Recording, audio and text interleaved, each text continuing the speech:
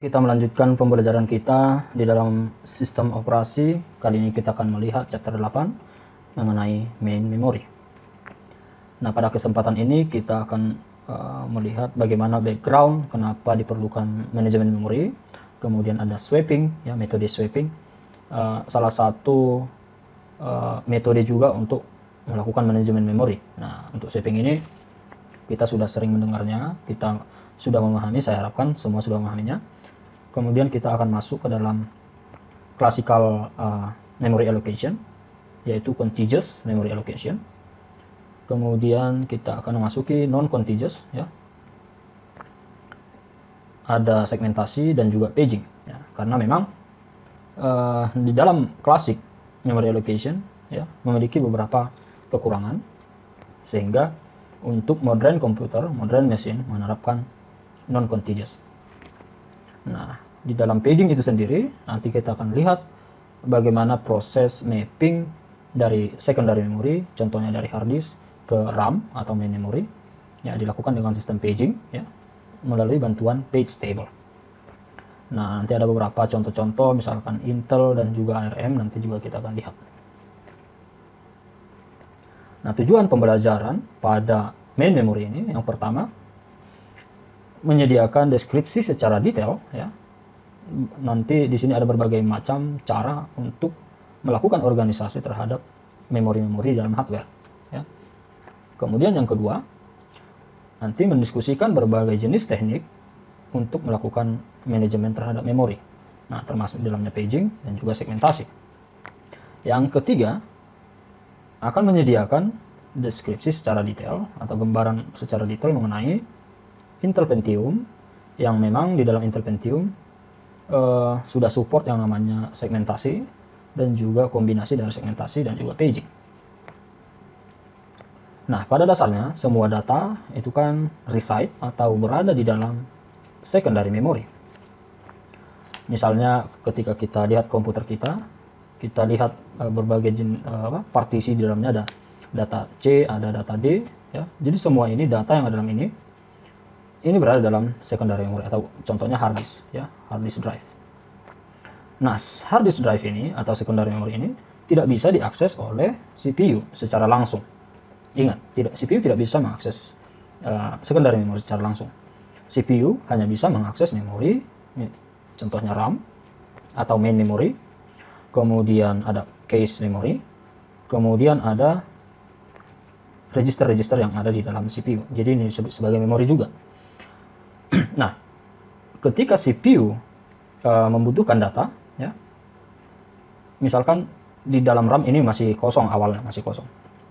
Nah, ketika CPU membutuhkan data, artinya CPU nanti harus mengeluarkan address untuk mengakses data tersebut.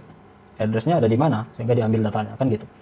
Nah, karena ini kosong, RAM ini kosong di awal, maka yang dilakukan adalah data akan transfer dari hard disk ke dalam RAM, ya, sehingga nanti, ya, data tersedia di dalam RAM ini, ya, data yang ingin diakses oleh CPU. Jadi harus di map terlebih dahulu dari hard disk ke RAM, ya. Kemudian CPU dapat mengambil data dari RAM. Nah, permasalahannya sekarang bahwa CPU dan RAM ini memiliki perbedaan clock, ya. Misalkan untuk pengaksesan atau eksekusi data dalam CPU butuh satu clock cycle, misalkan clock cycle, ya. Namun ketika data ditransfer dari RAM ke CPU, mungkin ya, misalkan membutuhkan lebih dari satu clock cycle, misalkan 3 clock cycle atau 5 clock cycle. Nah, ini menyebabkan CPU ini nanti akan banyak waktu untuk menunggu atau sering disebut sebagai stall, karena memang melebihi dari clock cycle CPU itu sendiri, ya. Sehingga untuk mengatasi itu dibutuhkan yang namanya cache yang lebih dekat lagi dengan CPU, ya. Memori yang lebih dekat lagi dengan CPU disebut sebagai cache memory. Nah, cache memory ini juga kan terdiri dari berbagai level, ya. Ada yang level 1 yang berada di dalam chip CPU itu sendiri, ada yang di luar bersifat share dengan CPU lainnya, atau misalkan ada dual core, ya. Jadi ada yang sifatnya share, ada yang sifatnya uh, dimiliki oleh setiap prosesor atau setiap CPU. Ya. Nah, dengan adanya case ini, artinya jarak antara RAM dan CPU akan diperpendek. Ya. Ketika jarak semakin pendek, maka otomatis transfer juga akan semakin cepat. Ya. Apalagi memiliki level 1. Ya. Berada dalam chip itu sendiri yang mungkin hanya membutuhkan satu clock cycle saja untuk mengakses data. Ya. Kalau dia sifatnya register memiliki satu clock cycle, jadi hampir setara dengan kecepatan CPU. Ya. Jadi nanti ketika data-data yang ada dalam register atau register mensuplai data terhadap CPU akan sama dengan clock cycle dari CPU. Ya. Permasalahannya ketika data baru, data yang tidak ada dalam case, tidak ada dalam register, data baru dari RAM. Ya. Nah, ini yang menjadi fokus utama sebenarnya ketika ada data baru. Ya. Jadi CPU nanti harus mengeluarkan address ya untuk mengakses data tersebut. Nah, nanti kita akan lihat apa sebenarnya permasalahan di dalam pengaksesan data dari RAM ini. Nanti ada berbagai jenis pengalamatan, ada physical address, ada logical address. Nanti kita akan lihat setelah ini ya. Nah, kemudian data-data atau program dari secondary memory kan dibawa ke dalam RAM ya. Jadi RAM ini kan terdiri dari beberapa blok atau sering disebut sebagai frame, berbagai frame. Setiap frame misalkan ukurannya sama, ada yang ukurannya berbeda ya. Nah, di dalam setiap blok ini ya nanti terdiri dari proses. Jadi setiap proses berbeda ya. Misalkan proses 1, proses 2 di sini, proses 3 dan lain sebagainya. Nah, kita perlu melakukan proteksi terhadap setiap proses ini agar nanti ketika CPU mengeluarkan sebuah address ya, address ini memang benar-benar sampai pada alamat yang dituju ya, atau data yang diambil ini tepat, akurat ya. Jadi tidak nanti address dikeluarkan oleh CPU ternyata mengakses proses lain atau data lain. Ya, jadi setiap proses di dalam memori harus diproteksi dari proses lain ya, atau kita harus memproteksi blok operating system karena operating system juga nanti berada di dalam memori ya. Harus memproteksi operating system atau memproteksi proses dari proses lain ya, agar nanti tidak terjadi wrong result atau hasil yang salah ketika nanti sudah kembali ke dalam CPU ya. Nah, cara untuk memproteksi memori ini dilakukan dengan menggunakan base dan limit register ya. Jadi setiap proses yang ada di dalam memori, baik itu operating system ya, yang ada di dalam memori nanti memiliki yang namanya base register untuk menyatakan alamat awal ya, alamat awal dari file ini atau dari proses ini ya. Kemudian limitnya, sampai di mana limitnya, sampai di mana batasnya untuk satu proses tersebut. Misalkan ini adalah proses A, ini proses B. Jadi base-nya dimulai dari 30040. Itu sudah proses B ya. Awal dari proses B hingga ke limitnya. Limitnya sampai di 12099 ya. Artinya kalau kita hitung dari 0 sampai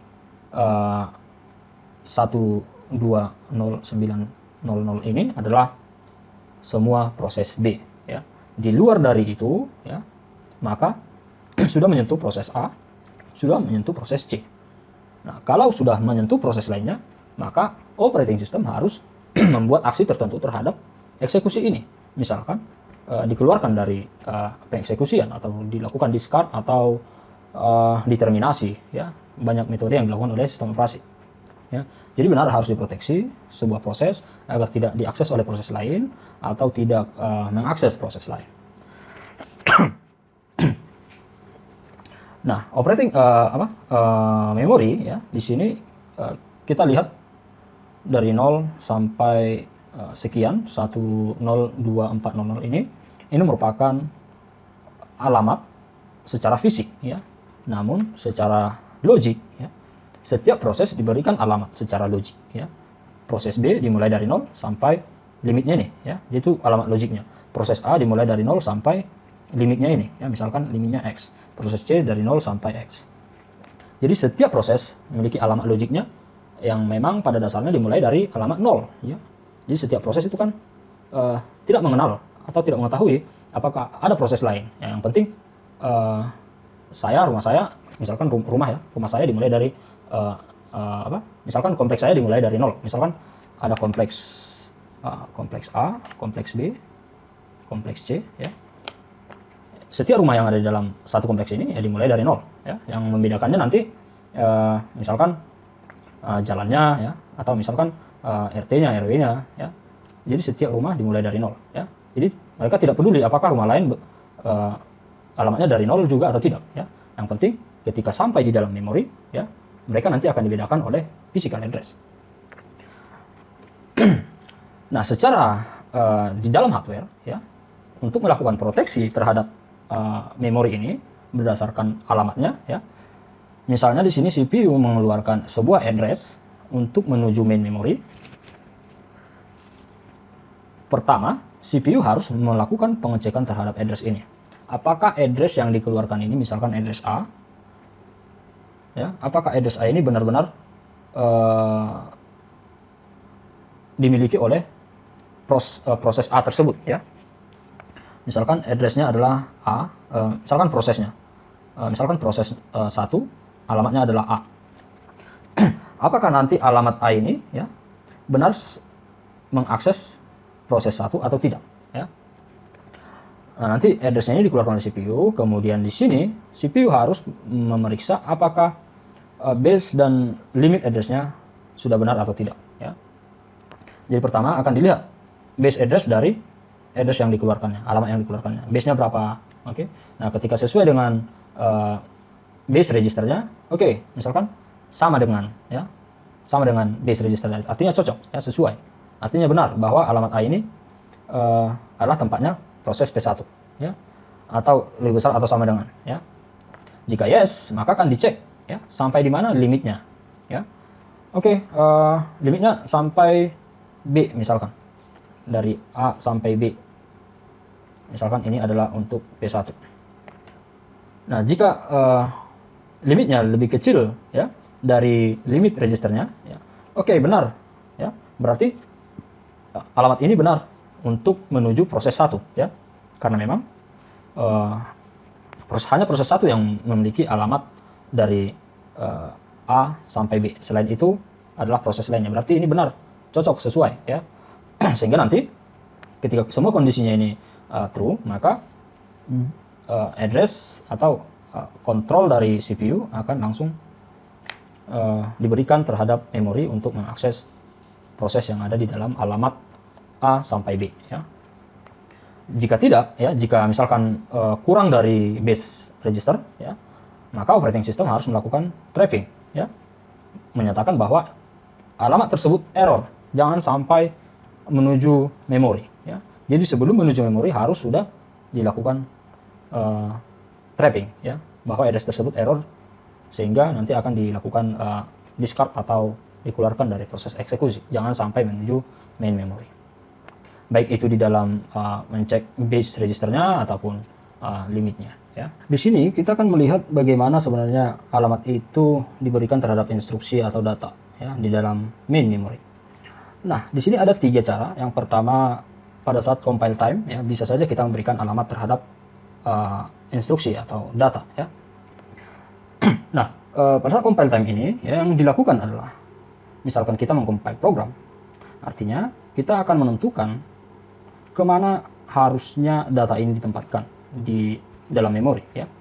Misalkan setiap program kan memiliki variabel-variabel di dalamnya yang memang variabel ini memiliki alokasi memori tertentu, ya.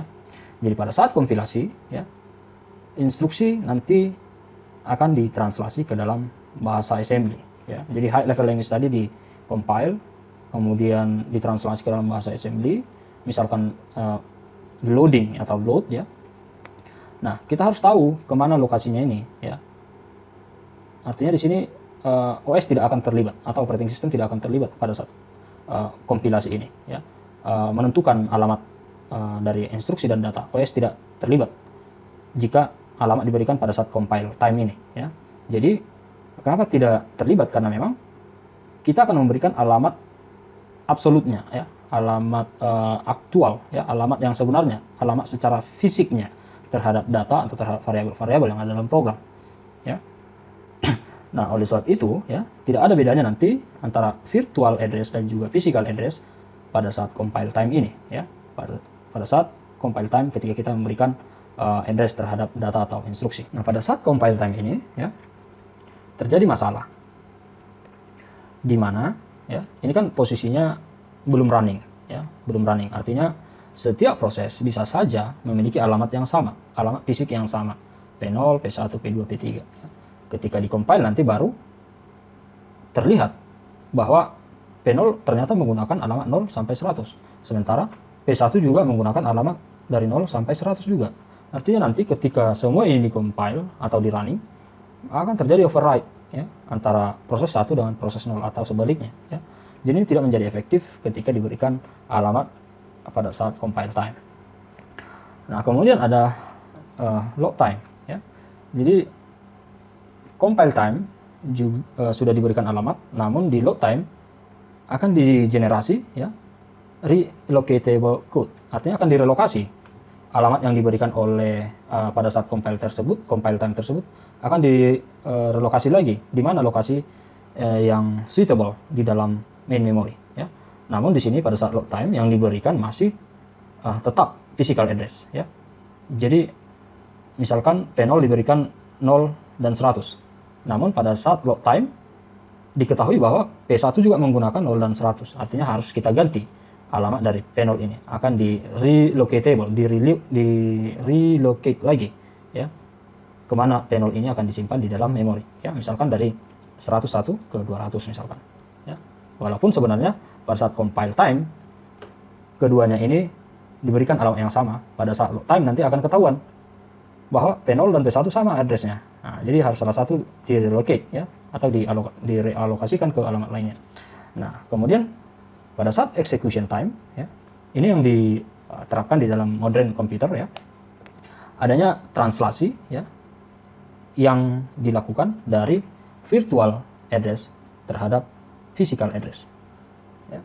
Artinya nanti alamat awal yang diberikan terhadap setiap proses ini merupakan virtual, alamat virtual. Artinya bebas. Proses 0, proses 1, proses 2, baik itu dimulai dari 0 sampai 100, ini dari 0 sampai 100, ini juga dari 0 sampai 100, bebas, ya. Sama pun nggak apa-apa. Namun pada saat memasuki atau di-compile atau di running, ini nanti akan di-convert lagi ke dalam physical address, ya. Seperti yang tadi, ya, ada base register, ada base address, ada limit address. Jadi kita berikan limitnya dan juga base-nya, ya. Base-nya ini dari 0 sampai 100. Limitnya 100. Kemudian P1, ya, dari 101 ke 200 misalkan, dan P2 dan P3 dan lain sebagainya. Jadi nanti virtual address ini akan ditranslasikan ke dalam physical address yang dimiliki oleh main memory, ya. Nah, kita akan masuki swapping. Ya, di sini untuk swapping sudah seringkali kita lihat, seringkali kita pelajari juga, ya. Jadi setiap proses ini bisa saja di swap out, ya, dari main memory ke secondary memory. Ini secara temporary bisa, ya. Misalkan di sini ketika main memory ini sudah full oleh P0, P1, P2, P3. Oke. Nah, sementara di sini CPU menginginkan proses P4, ya. Artinya proses P4 ini kan hanya ada di dalam secondary memory. Artinya salah satu dari main memory ini harus di swap out. Ya, harus di swap out dari main memory ke secondary memory. Jadi kalian harus ingat kalau dia swap out itu ke secondary memory atau ke hard disk, ya. Kalau dia swap in, ya, bisa swap in dari main memory ke CPU, tapi dalam kasus ini kita swap innya dari secondary memory ke dalam main memory. Jadi misalkan P0 nanti akan di swap out tergantung algoritma yang dipakai, ya. Apakah algoritma first in first out misalkan yang lebih atau misalkan yang lebih dulu memasuki main memory, ya, ketika ada proses baru harus dikeluarkan, ya, ke secondary memory ketika ada proses lain yang ingin masuki main memory misalkan, ya. Jadi banyak case-case yang terjadi kenapa terjadi swap in atau kenapa terjadi swap out. Nah, misalkan case lainnya menggunakan priority ya. Misalkan di sini lower priority proses ini akan di swap out ya ke dalam secondary memory karena adanya proses lain yang lebih high priority yang ingin memasuki tahap eksekusi. Nah, di sini ada skematiknya ya. Jadi kita lihat bahwa proses 1 di swap out misalkan menggunakan algoritma tertentu ya. Kemudian proses 2 di swap in ke dalam main memory. Nah, proses swapping ini ya akan melibatkan konteks switching juga. Jadi harus kita simpan proses akhir dari progres akhir dari sebuah proses yang ingin kita swap out ya.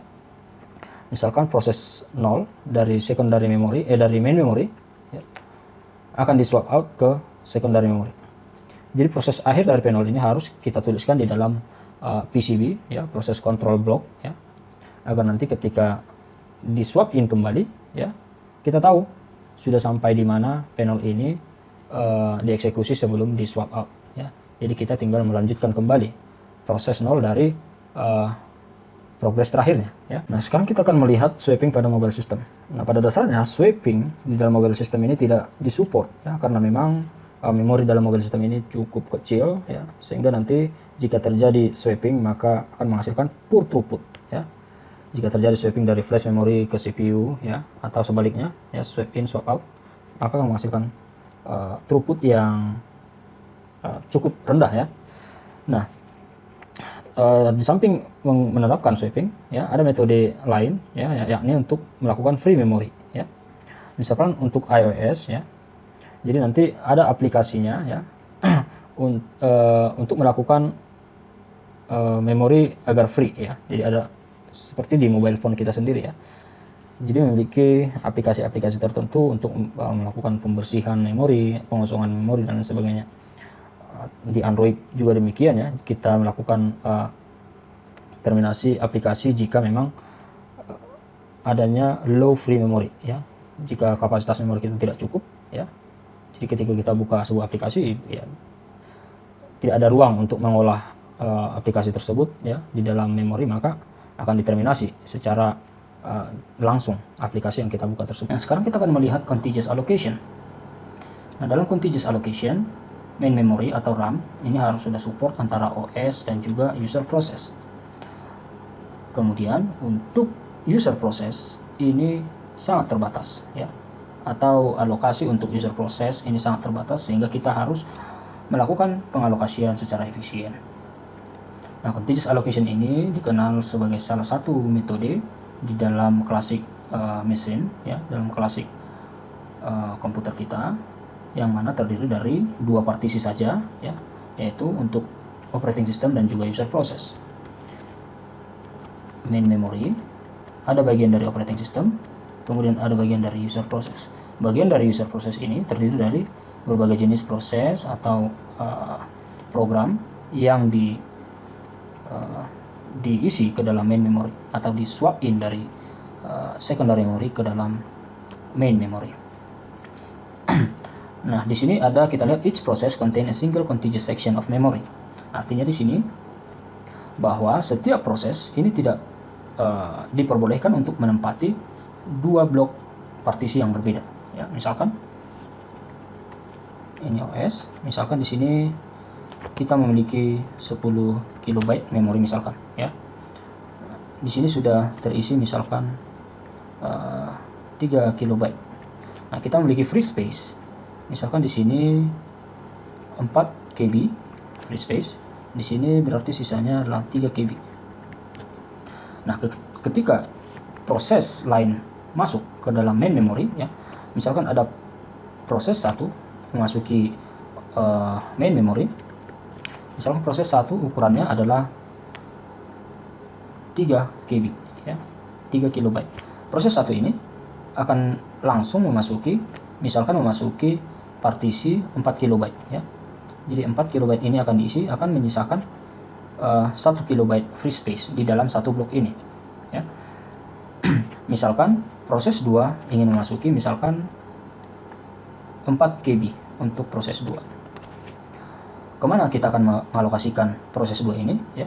Jadi proses 2 tidak akan bisa memasuki setiap blok atau free space yang ada dalam memori, ya. Walaupun sebenarnya di sini pada blok pertama ini menyisakan 1 kilobyte, di sini ada 3 kilobyte, artinya cocok, atau sebenarnya free space-nya mendukung untuk menyimpan 4 kilobyte ini, ya.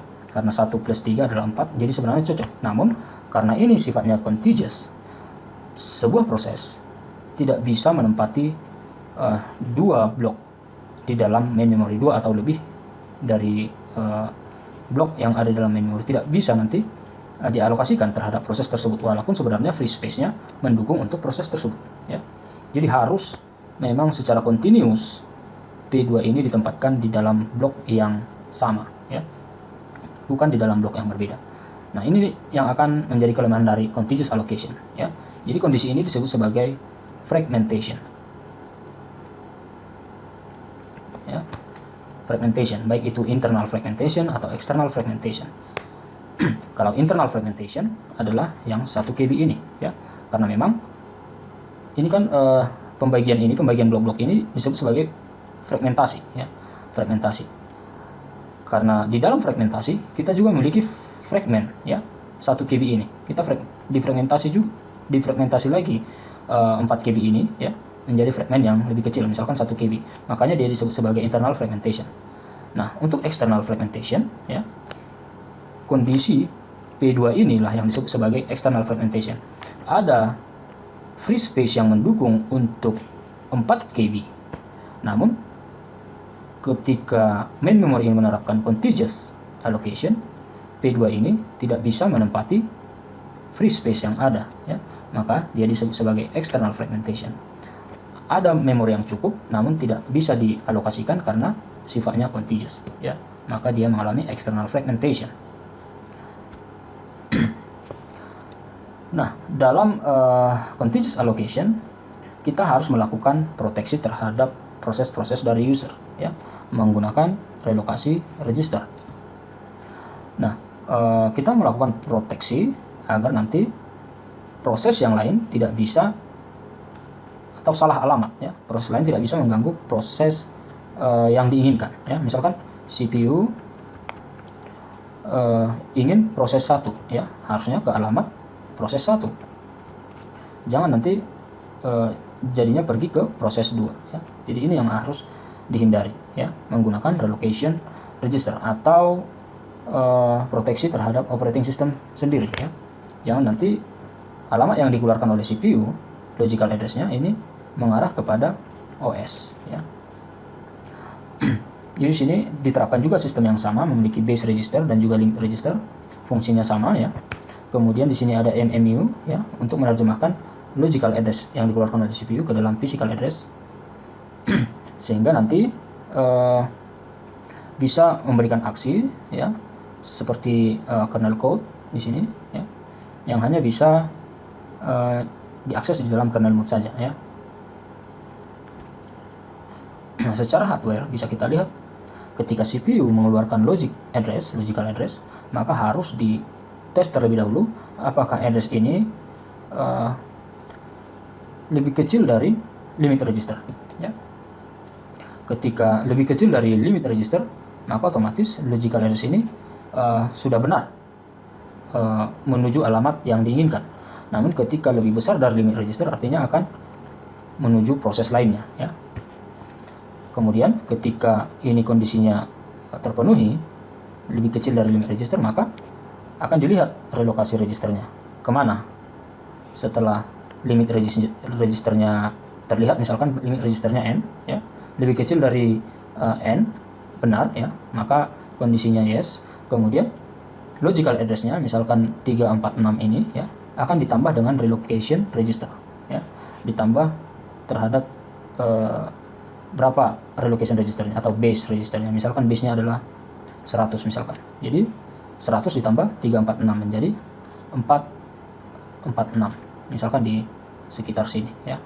446 untuk logical address diubah ke dalam physical address. Ini adalah physical address untuk logical address 346. Jika ini sama dengan limit register atau lebih besar dari limit register, maka operating system akan melakukan trapping sehingga menghasilkan addressing error dan tidak akan mengakses main memory. Nah, kita lihat di sini ada multiple partition allocation untuk contiguous allocation. Nah, di sini kita lihat bahwa degree of multiprogramming ini memiliki batasan terhadap jumlah partisi yang ada di dalam main memory, sehingga ini harus kita maksimalkan dengan menggunakan swapping tadi, ya. Misalkan di sini ada secondary memory. Jadi setiap proses yang sudah terminasi ini harus di swap up ke dalam secondary memory, sehingga proses lain, ya, bisa dimasukkan ke dalam main memory, sehingga degree of multiprogramming ini dipertahankan, ya, agar nanti CPU penggunaannya, ya, pemanfaatan CPU ini yang memang sangat cepat sekali bisa terpenuhi dengan proses-proses yang ada dalam main memory, sehingga di dalam main memory tidak ada free space yang cukup banyak di dalam main memory. Nah, misalkan di sini ada proses 5, proses 8, proses 2, ya. Misalkan proses 8 sudah selesai terminasi, sudah selesai dieksekusi, sehingga tidak dibutuhkan lagi, ya, CPU tidak membutuhkan proses 8 lagi karena memang sudah selesai. Proses 8 ini akan di swap up, ya, atau diterminasi, di swap up ke dalam secondary memory. Kemudian proses lain akan memasuki main memory, misalkan proses 9. Nah, setelah proses 8 meninggalkan main memory, maka alokasi untuk proses 8 ini akan menjadi free space, ya, free space atau sebagai whole, ya, available. Kemudian masuk proses lain, proses 9 yang memiliki kapasitas yang lebih kecil, sehingga akan menempati sebagian dari free space ini, ya, secara contiguous, ya. Artinya proses 9 tidak boleh dibagi-bagi ke dalam blok yang berbeda, ya. Kemudian misalkan proses lain ingin masuk proses 10, ya bisa, ya, ditempatkan di dalam free space. Misalkan menyisakan free space 1 KB di sini. Misalkan di sini ada lagi free space, ya. Ada free space 1 KB.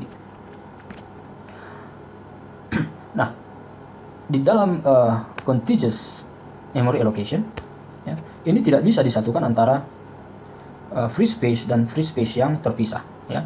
Tidak bisa disatukan, sehingga ini juga menjadi kelemahan dari contiguous allocation. Sehingga di dalam non-contiguous, ya, non-contiguous allocation, alokasi yang terpisah ini bisa disatukan dengan menggunakan compaction namanya, ya. Jadi kita lakukan compaction untuk menyatukan free space ini, ya, menjadi satu partisi, sehingga jika ada proses yang ukurannya 2 kilobyte misalkan, bisa langsung memasuki main memory, tidak terjadi lagi external fragmentation, ya, karena memang 1 KB di sini, ya, 1 KB di bawah, ya, akan bersatu menjadi 2 KB, sehingga akan fit untuk proses yang 2 KB. Nah, jadi banyak kelemahan dari contiguous allocation ini. Yang pertama, memiliki fragmentation, internal fragmentation ataupun external fragmentation. Kemudian harus dilakukan compaction untuk menyatukan free space yang ada, ya. Banyak lagi kekurangannya. Ada limitation terhadap proses, limitation terhadap size, ya, karena memang size-nya harus sesuai dengan size proses, atau proses harus lebih kecil size-nya daripada free space, ya. Kalau lebih besar maka tidak akan bisa memasuki main memory. Nah, di sini ada beberapa algoritma yang dilakukan terhadap penempatan di dalam contiguous allocation, ya. Ada yang namanya first fit, ya. First fit ini nanti akan mengecek terlebih dahulu free space dari awal hingga akhir, ya, di dalam main memory. Misalkan ada proses lain, misalkan proses 12, ya, ingin memasuki main memory, atau saya gambarkan di sini saja kali.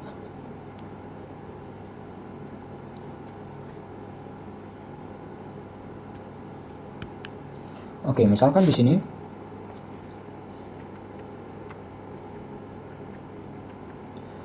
ini sudah ada proses, Di sini juga sudah ada proses. Ketika kita melakukan first fit, ya, kita harus melihat terlebih dahulu dari awal, ya. Misalkan ada proses 0 yang ingin masukin memori, proses 0 ini, ya, atau operating system akan melakukan searching terhadap free space yang cocok untuk panel ini. Jadi akan dilihat dari awal, akan dicek terlebih dahulu. Ini sudah occupy, ini free space, maka akan ditempatkan ke dalam panel, ke dalam main memory, panel ke dalam main memory. Jika free space ini cukup untuk panel, misalkan panel 1 KB, ya. Sementara di sini misalkan tersedia 2 KB untuk free space ini, maka OS akan menempatkan panel terhadap blok ini, ya. Atau misalkan kalau 3 KB misalkan panel, sementara di sini 2 KB, maka operating system tidak akan menempatkan panel terhadap yang 2 KB ini karena yang tidak cocok, ya. Sehingga akan di search lagi ke partisi berikutnya. Jika tidak ada, di search lagi ke partisi berikutnya. Misalkan di sini tersedia, ya, misalkan 3 KB ukurannya, maka operating system akan mengalokasikan panel terhadap partisi yang tersedia ini.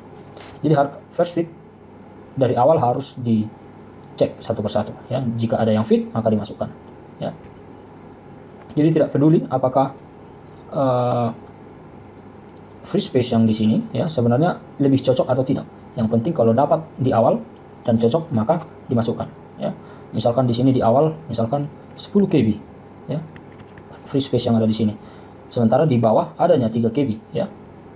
Karena yang 10 KB ini duluan dideteksi oleh OS tersedia dan bisa ditempati oleh panel yang ukuran 3 KB, maka operating system akan mengalokasikan panel untuk yang 10 KB ini, ya. Sehingga akan terjadi internal fragmentation nanti di dalam sini, ya. Misalkan hanya 3 KB saja, 7 KB internal fragmentation, ya.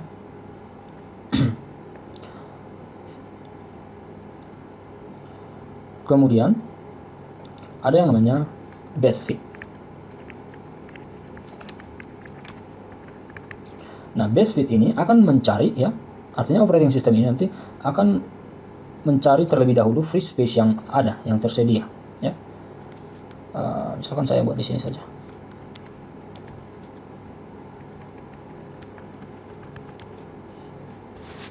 Misalkan di sini 2 KB, ini 4 KB yang free, ya. Misalkan proses di sini panel ini misalkan 1 KB. Nah, operating system, ya, akan melakukan searching terlebih dahulu, ya, terhadap semua free space yang ada di dalam RAM, ya, yang ada di dalam main memory. Jadi tidak dicek satu persatu yang mana yang duluan dapat dan fit akan ditempatkan, tidak. Jadi dia yang mana alokasi yang memang benar-benar terbaik untuk 1 kilobyte ini, ya. Jadi dia akan cenderung, atau operating system akan cenderung melihat kapasitas yang kosong, ya, yang memiliki kapasitas terkecil namun sesuai untuk proses yang akan masuk, ya. Misalkan 1 KB di sini untuk panel, di sini ada 2 KB free space, di sini akan ada 4 KB, maka operating system akan mengalokasikan panel terhadap yang 2 KB karena akan menyisakan lebih sedikit space jika ditempati oleh panel, ya. Misalkan space-nya tinggal 1 KB. Ini panel. Dibanding dengan menempatkan di dalam 4 KB, maka akan menyisakan 3 KB di sini. Maka lebih sesuai atau lebih fit jika operating system menempatkan proses 0 ini di dalam kapasitas yang cenderung lebih kecil, ya, dan fit untuk proses yang akan masuk. Itu untuk best fit. Kemudian ada worst fit, ya. Worst fit ini operating system akan melakukan pencarian, ya, di mana alokasi terbesar yang ada, ya. Jadi alokasi terbesar yang ada, maka itu yang akan ditempati oleh proses. Misalkan di sini ada 10 KB, ya, ini 10 KB, ini 5 KB, ini 2 KB. Misalkan ada proses 0, 1 KB, maka operating system akan mencari terlebih dahulu, ya, search terlebih dahulu semua free space yang ada di dalam main memory, kemudian akan memilih free space dengan kapasitas terbesar, ya. Jadi terbesar di sini adalah 10 KB, maka operating system akan mengalokasikan panel untuk 1 KB ini ya, sehingga menyisakan 9 KB. Jadi sudah terlihat perbedaannya antara first fit, best fit, dan worst fit. Nah, saya ingin memberikan sebuah task ya, atau tugas untuk kalian nantinya untuk membedakan ya antara ketiga ini, first fit, best fit, dan worst fit, yang mana yang terbaik jika diterapkan di dalam contiguous allocation ya. Nanti saya akan buat di dalam submissionnya di e-course ya, hanya satu soal itu saja, yang mana yang terbaik untuk contiguous allocation, apakah first fit, best fit, dan worst fit. Nanti saya akan buat submissionnya di Moodle. Nah, untuk external fragmentation kita sudah lihat tadi ya. Kemudian internal fragmentation juga sudah. Nah, untuk compaction ini juga sudah kita bahas ya. Untuk menyatukan semua free space yang ada ya, menjadi satu free space, sehingga nanti proses yang kapasitasnya besar memungkinkan untuk memasuki partisi tersebut. Jadi menjadi one large block. Sekarang kita akan melihat segmentasi di dalam main memory. Nah, segmentasi ini ya merupakan satu skema dari proses manajemen memori yang mendukung sudut pandang user kepada memori ya. Nah, kita tahu bahwa sebuah program ini merupakan koleksi dari segmen. Nah, segmen ini secara unit logikalnya ya terdiri dari main program, prosedur, function, method, object, local variable, global variable, common block, stack, symbol, table, arrays ya. Jadi sebuah program terdiri dari bisa saja terdiri dari semua segmen ini ya. Nah, di dalam sudut pandang user untuk sebuah program ya, secara logikal maka setiap modul ini ya, subroutine, stack, symbol, table, ini dipisahkan ke dalam segmen yang berbeda ya. Nah, setiap segmen memiliki ukuran yang berbeda-beda. Misalkan subroutine-nya memiliki kapasitas yang cenderung lebih besar dibanding dengan segmen lainnya. Misalkan stack memiliki kapasitas kecil, kemudian fungsi SQRT memiliki kapasitas yang kecil, main program juga demikian, symbol table juga demikian. Jadi ini yang menjadi perbedaan antara segmentasi dan juga page nanti, di mana page ini di dalam main memory ukurannya equal dengan page lainnya, sedangkan untuk segmentasi secara ukuran mereka berbeda. Untuk memudahkan proses segmentasi, setiap segmen ya dibuat penomorannya di dalam user space. Misalkan subroutine untuk segmen 1, stack untuk 2, kemudian fungsi untuk 3 dan lain sebagainya. Misalkan 4 adalah main program. Nah, ini yang nanti akan di save ya ke dalam main memory atau physical memory. Misalkan untuk segmentasi di save ke space yang tersedia di dalam physical memory, kemudian 4, kemudian 3, 2 dan sebagainya. Nah, namun kita lihat di sini bahwa memang benar setiap segmen ini memiliki kapasitas yang berbeda-beda. Ya. Nah, ini nanti tergantung kepada base register dan limit register untuk setiap segmen. Ya. Nah, secara arsitektur bahwa segmentasi pengalamatan secara logikal ini terdiri dari dua tuple ya, atau dua atribut. Yang pertama ada segmen number, kemudian offsetnya ya, atau ini nanti disingkat S, ini D ya. Nah, segmen number ini untuk menyatakan segmen keberapa ya, kemudian offset dari segmen itu di mana ya, atau di bagian mana dari segmen tersebut. Nah, nanti untuk segmen number ya, segmen number ini dipetakan ke dalam segmen table yang terdiri dari dua jenis, ada base dan limit, di mana base ini untuk menyatakan starting point alamat di dalam physical address nanti. Ini dimulai dari alamat keberapa sebenarnya segmen ini ya. Kemudian untuk limit register ini untuk menyatakan panjang dari segmen ini sampai di mana segmen ini berakhir di dalam main memory. Base kemudian limit ya.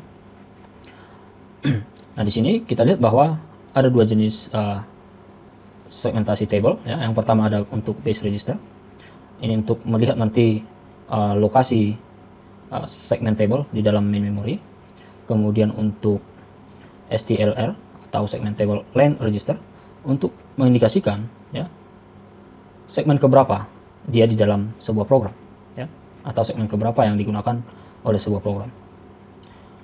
Nah, di mana nanti untuk segmen numbernya S ya, ini akan legal jika segmen numbernya ini lebih kecil dari length registernya, nilai yang ada di dalam length registernya.